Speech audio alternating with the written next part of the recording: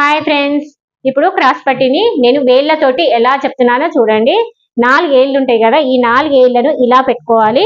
4 ఏళ్లకు ఒక గుర్తు, 4 ఏళ్లకు ఒక గుర్తు పెట్టుకొని ఇది అన్నది స్కేల్ తోటి ఇలా డ్రా చేసుకోవాలి. డ్రా చేసుకున్న తర్వాత ఇది ఒక ఏల్ అన్నది ఇలా పెట్టుకోవాలి. పెట్టుకొని షేప్ అన్నది ఇక్కడ మళ్ళీ 4 ఏళ్ల మీద ఒక ఏళ్ళు పెట్టుకొని ఇక్కడికి షేప్ అన్నది ఇలా తీసుకురావాలి. ఇలా ఇది క్రాస్ పట్టీ యొక్క షేప్ అన్నది ఇలా వస్తుంది. చూడండి చూడండి ఇది ఈ పాయింట్ వరకే ఎందుకు పెట్టినారు అనుకుంటారు కదా, ఇది ముందు భాగంను బట్టి ఇది అన్నది పెట్టుకుంటాము. ఇది ముందు భాగం చూడండి, ఇది డాట్ వేసిన తర్వాత ఇలా వస్తుంది కదా, ఇలా వచ్చిన తర్వాత ఇదే ప్లేస్ కి రావాలి కదా, కాబట్టి మార్క్ అన్నది ఇలా పెట్టేసుకున్నాము.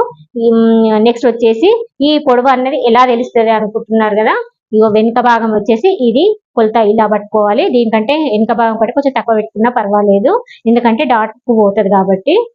Okay friends, bye.